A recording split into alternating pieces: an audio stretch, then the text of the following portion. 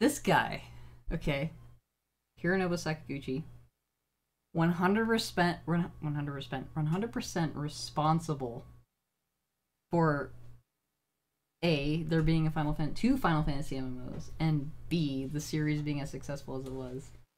All because they were like, lol, dude, we're going bankrupt, make a good game. Okay, so this is like, I don't know what it is, because I haven't actually watched it. It's like a retrospective game trailers, or from GameTrailers, and it's like a retrospect, so I guess they've gone over games in the series and kind of analyzed them and seen what happened with Western releases and kind of where the series went and stuff. I think they have videos for like the movies, all the games up to like 12, because I believe that's when these videos were made. It was like 2007 to 2009 or something like that, I want to say. And Chris, his name, took upon himself the task of basically taking all of the game trailers and tossing them into one 3.5-hour video. So we're gonna watch a chunk of it today, and we will see how the series has changed, as well as how far we can get before people get bored and want to do something else. Oh, need volume.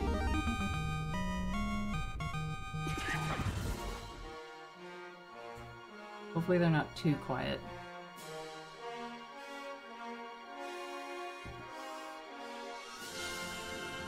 Their quality adjustment is probably the best it goes, yeah. Okay. Alright. I'm pretty excited. Oh, I love Dragon. Wow. Ever became a problem, a little-known Japanese game company named Square was having financial troubles of its own. In 1987, they began facing off against another worldly evil known as bankruptcy. After only a few years of development by King's itself, Knight. This is such a fun under game. the disc original group collaboration, Square's bottom line was rocked by a string of... Fun fact, actually. This game was one of the first games made by Square, I believe. And, it wasn't very popular. I don't even know if it was popular outside of Japan. And almost nobody knew about it that wasn't, like, I don't know, didn't have an NES. Fast forward to 2016, whenever Final Fantasy 15 came out, and they started talking about King's Knight. And all of a sudden, everybody was like, oh, what's this game, King's Knight? They made, like, a mobile app for it and everything. That, like, they remastered the game pretty much on mobile. Pretty cool. And I thought it was a really clever way to bring an old game up to kind of modern standards and kind of bring Discovery to one of their older IPs. Of unsuccessful titles, including The Death Trap, Cruise Chaser Blasty, Alpha, King's Knight, and an alien side-scrolling shooter. Oh my gosh, no, Even please. North American hits like Rad Racer and 3D World Runner were barely enough. Never heard of any of those. With the resources for one last effort, Square's director of planning and development, Hironobu Sakaguchi, I've never heard of Rad Racer. The terrifying task of making a game that could save Square's dwindling future in the industry. When asked what type of game he would like to make, true. Can we just hold on? Let's check this out for a sec. Square's director of planning. Look at that! Look at that stash. This guy, okay, Hironobu Sakaguchi. 100% responsible for A, there being two Final Fantasy MMOs, and B, the series being as successful as it was. All because they were like, lol, dude, we're going bankrupt, make a good game. Development, Hironobu Sakaguchi was given the terrifying task of making a game that could save Square's dwindling future in the industry. When asked what type of game he would like to make, he replied, I don't think I have what it takes to make a good action game. I think I'm better at telling a story. Can everybody hear it okay? Volume's good, audio's good. Taking cues from other RPGs on the market. Facts, though, actually. So here's the other thing. Dragon Warrior, which was actually Dragon Quest, that is the precursor to Dragon Quest. I believe Dragon Warrior and Dragon Quest are actually the same game, just translation of titles, something like that.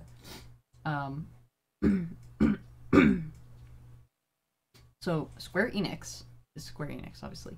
So before that, there was Square. Square made Final Fantasy, and there was Enix. Enix made Dragon Quest, or Dragon Warrior. In the 90s? No, 2002, I believe, there was a merger, and it became Square Enix. Somewhere along the line, Square became Squaresoft instead, but whatever. So I'm actually not surprised. Well, I'm surprised, but I'm not surprised that he actually drew inspiration from Dragon Warrior or Dragon Quest. This is one of my favorite. You can't see the most. Dragon Warrior is one of my favorite NES games. It is, I don't know. I just love it. I love Dragon Quest. It's one of my favorite series.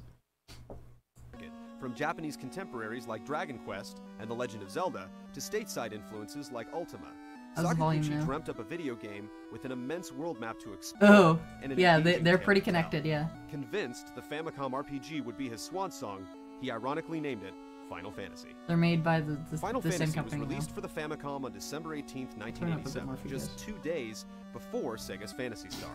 It was directed by Sakaguchi himself, with character designs by rising manga artist Yoshitaka Mano, and music by Nobuo. I'm gonna try not to talk when the video is going, and I'll save my thoughts for when I pause it, because it's probably gonna happen a lot. We're only 2 minutes in, I paused it like 10 times. Yoshitaka Mano is one of my favorite artists ever. He does all the Final Fantasy logos, they just look so good. Uematsu, a veteran video game composer who... What? He's also one of my favorite composers ever, because he's, like, a musical genius. He has made, like... to the project, his 16th video game score.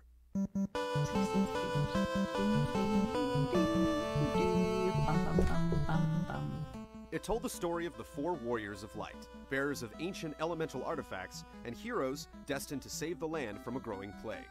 Despite crystals eventually becoming the central theme of the sprite-based Final Fantasies, the original quest involved retrieving 4 orbs. The only crystal mentioned in the English version was the wizard Matoya's missing eye. So that's actually interesting. So, I'm curious if they've changed that at all. So, in every remake or remaster, port, whatever you want to call it, excuse me, of Final Fantasy since the NES version, it has revolved around finding the light of the 4 crystals that they have for Earth, Wind, Fire, and Water. And so, I could talk to my mom about this, she would know. I don't know if in the original Final Fantasy it was all about finding the orbs or restoring the light to the orbs. But I know they called it orbs because they couldn't fit the characters for the crystals, I would imagine. I'm kind of just BSing a little bit, I honestly don't know, but I'm assuming there's a character limit that they could put in, so that might have been one of the reasons. I need to do a video comparing the different ports of this game, the first game, because I know this game like the back of my hand. I actually just finished, not that long ago, they did a pixel remaster, so they basically took they took the original game and they basically just reskinned it, brought it up to modern standards. And it's different because every other remake that they've done has actually either changed a little bit or has changed the systems in the games, like the magic system. They changed magic to the MP system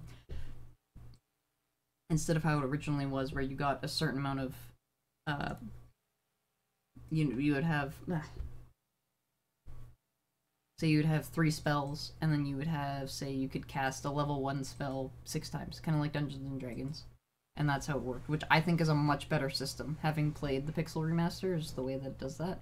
I need to make a video comparing those. The plot sent the 4 light warriors to hunt down the 4 fiends. It is virtually becoming the central theme of the sprite-based Final Fantasies. The original quest involved retrieving 4 orbs. The only crystal mentioned in the English version was the wizard Matoya's missing eye. The plot sent the 4 light warriors to hunt down the 4 fiends, demons responsible for plunging the world into darkness. This led them to Lich in the Cavern of Earth, Keri in the Gurgu Volcano, Kraken in the Sea Shrine, and Tiamat, high above the Mirage Tower in the floating sky castle. Sorry, I just had to let him finish the sentence. Oh, it's actually interesting because in every remaster of, I say remaster, but I think they should just be called ports. Every port, Final Fantasy, the Fire Fiend. This led them to Lich in the Lich, Cavern yep. of Earth, Carrie. So Carrie, ooh, sorry. Carrie is actually no longer Carrie. Carrie's been renamed to Marilith, and I'm curious why they've done that. Actually, I might do some searching of myself afterwards. Also, I just want to point out, so in the world in the first Final Fantasy this game, led them your characters can get a job advancement after doing a small side quest where you go to a keep and you get a rat tail and you bring it back to Bahamut, who's the king of dragons, and he's all like, "Oh, congrats, you guys have real courage," and he turns you into, like, I don't know, more advanced jobs, so you get access to higher level spells and stuff. So fighters become knights, black belts become masters, black mages become black wizards, white mages become white wizards, all that. What's interesting is most people them to Lich in the Cavern of Earth. Most people will, so this is the upgraded versions of them. Most people do that after you fight Carrie or Marilith, but you can actually do it as soon as fighting Lich, which is I find interesting because I didn't know that other people did that. Carrie for the plot set the 4 light warriors to hunt down the 4 fiends, demons responsible for plunging the world into darkness. This led them to Lich in the Cavern of Earth, Carrie in the Gurgu volcano, Kraken in the Sea Shrine, and Tiamat, high above the Mirage Tower in the floating Sky Castle. You gonna talk about Wormek? Probably not. But defeating these enemies only revealed a greater threat. They had collectively created the demon Chaos out of the corpse of Garland, the first boss you faced, and sent it back in time. After your team rewound the clock to face him, you learned that Chaos was the one responsible for sending the 4 fiends into the future, creating a cataclysmic and confusing paradox. I see. So, maybe it's a translation error or something, but whenever I played the games, I always imagined that they sent Garland back in time, and then he sent the 4 fiends. No, Chaos sent the 4 fiends forward. I didn't realize that they, like, made Chaos out of him dying and sent him back. I don't know. Never mind. It all makes sense. Responsible for sending the 4 fiends into the future, creating a cataclysmic and confusing paradox. Once Chaos was crushed, the world righted itself, and the heroes returned I've home. never played this on the NES. I have it, and I've never finished it. The story was epic for its time, but far from the gripping, dramatized narratives the series would eventually become known for. Instead, the focus was more on creating a deep, fulfilling, and highly customizable RPG gaming experience. You could name your characters... Bro, hold on a second. Why you got fulfilling nunchucks? and highly customizable RPG gaming experience. You could name your characters, but with only 4 spaces available, you were essentially playing out one of 6 different archetypes. White Mage, Black Mage, Red Mage, Thief, Fighter, which later became Warrior, and Black Belt, which later became Monk, allowing for 30 possible group combinations. Your characters battled for money and experience points, powering up to a max level of 50. After a trip through the Castle of Ordeals and a visit to the Dragon King Bahamut, players could graduate their characters to superior jobs, including White Wizard, Black Wizard, Red Wizard, Ninja, Knight, and This Master. is what I brought up earlier. These optional class upgrades were a first for the genre, and allowed the use of advanced spells and items. The majority of Dragon Quest and Ultima encounters were one-on-one, but in Final Fantasy, unexpectedly face off against up to 9 varied enemy types. Yeah, These encounters were random, whether you accidentally stumbled across a band of wily imps or intentionally stepped forth to retrieve a sacred treasure. Most RPGs displayed their combat engine. Can I just share something real quick? So that chest right there is protected by 4 or 5, between 3 and 5 mind flayers, basically. Or I think they're called Pisco Demons at that stage, and they're terribly difficult to fight. Excuse me, they're pretty much capable of murdering you right away. Anyway. Intentionally stepped forth to retrieve a sacred treasure. I need to only make Most RPGs displayed their combat engine in first person. but Final Fantasy was the first game to show the heroes on the right side of the screen opposite their opponents on the left. That way you could visibly see who is attacking who on both sides. I actually did not know Primitive as they may appear now, Final Fantasy's battle animations were some of the most advanced graphical effects gamers had ever seen before. That I believe.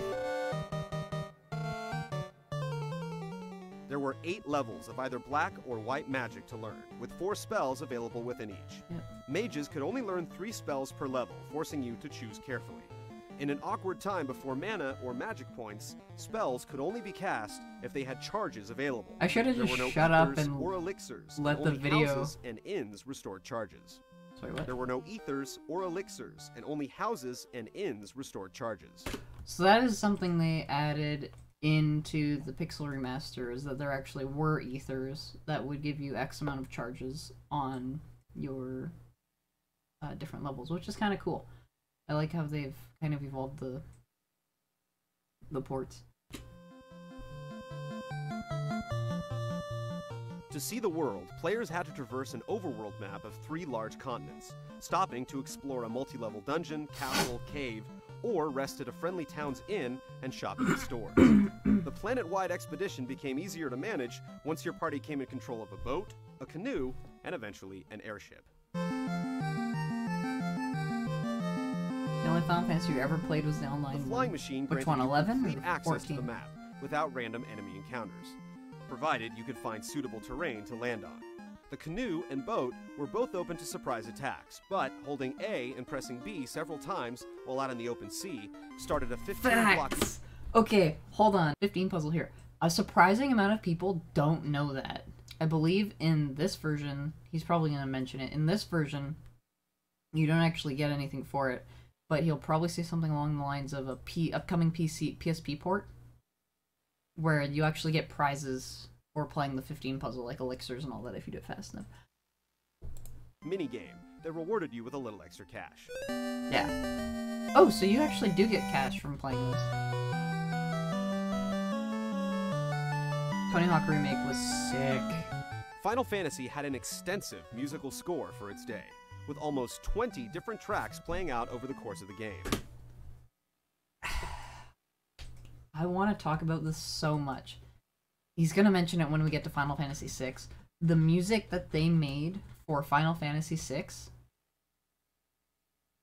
is incredible for what they were able to put on a cartridge. On a little chip. It's incredible. Alright, let's get back to this. Musical score for its day, with almost 20 different tracks playing out over the course of the game. Several of these would go on to become mainstays in the series, Yes. including the title screen arpeggio, Yes. the victory fanfare at the end of each battle, Yep. and the opening theme, which would evolve into an anthem for the entire franchise. Yep.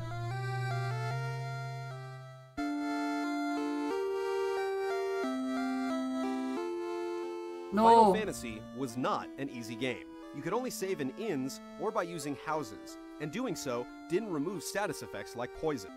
Fallen allies could only be revived with the White Mage life Sag. spell, or by using heart-shaped clinics, which were cross-shaped churches in the Japanese version. Enemies didn't drop items, and some of the later spells became insanely expensive. Interesting. They didn't drop items. It's actually kind of interesting to note, because in future games in the series, a lot of the better items that you would get from spending the time farming enemies. Like, I know the economizer that you would get in Final Fantasy VI. You literally have to go fight brachiosaurs, and that's like the only place to get it from. It's amazing. I don't know that I didn't know that actually. And then there were ineffective attacks, meaning if one of your party members killed an enemy before the others got a chance to take a shot at him, their moves, or even their magical charges, would be wasted. The monsters would also jump from being a walk in the park to a virtually impossible deathmatch at a moment's notice. That's welcome to NES scaling, by the way, just in case you've never played a JRPG before GameTrailers. That's pretty much the way they go. The ineffective thing was actually something that they changed in, I think, the PS1 remaster or port that they did, where if you were targeting an enemy that died, you just put it onto another enemy. And Square would tweak each upcoming sequel in an attempt to balance the overall difficulty level. Facts. Ooh, I like this. Fans were willing to put up with the punishment, though, because Final Fantasy became one of the most popular RPGs of the 80s, and one of the most successful titles on the Famicom and Nintendo Entertainment System. It planted a seed that flourished into a lucrative series. One that, as of last year, had sold more than 68 million units worldwide. Hell yeah, let's go. Final Fantasy has been repurposed for other consoles at least 7 times, more than any other role-playing game. These include the American port in 1990 and upgrades for the MSX game. Repurposed for other 68... Okay, we'll get to that. That kind of wasn't paying attention. Every time that I hear music from this game, or I see parts of these games, especially this one, I just like get chills. Like, it's just, I've heard these songs so many times and I still really like them. So Final Fantasy sold 68 million copies, which I don't know if you guys know, that's a lot for video games that aren't super popular. JRPGs kind of cater to a niche group of gamers, not like Fortnite or anything. Million units worldwide. Final Fantasy has been repurposed for other consoles at least 7 times, more than any other role-playing game. These include the American port in 1990 and upgrades for the MSX, WonderSwan Color, PlayStation 1, Game Boy Advance, mobile phones in Japan, and last month, the PlayStation Portable, giving credence to Sakaguchi's crew that their fantasy was anything but final. That's interesting. Mobile gaming is way bigger in Japan. It is like the main gaming market, if I'm not mistaken. This video is from like 2007. That was part of the reason why I want to watch it, is because there have been a lot of things that changed with the Final Fantasy games, especially games that were like set to come out between like during development. So I'm curious to see what he references that didn't actually end up happening. Yeah. I also thought that he said it's been repurposed more than anything for more than any game, not role-playing games, but still 7 times as of that time. So I'm trying to think what's come out since then. So the PSP, it came out on the PS3 as the PS1 Classic. It came out on mobile here as a mobile port. The Pixel remasters have come out. It's also come out, the mobile port was ported to the PC, but I don't really count that because it's the same game. So it was ported at least 4 more times after it came out on the PSP.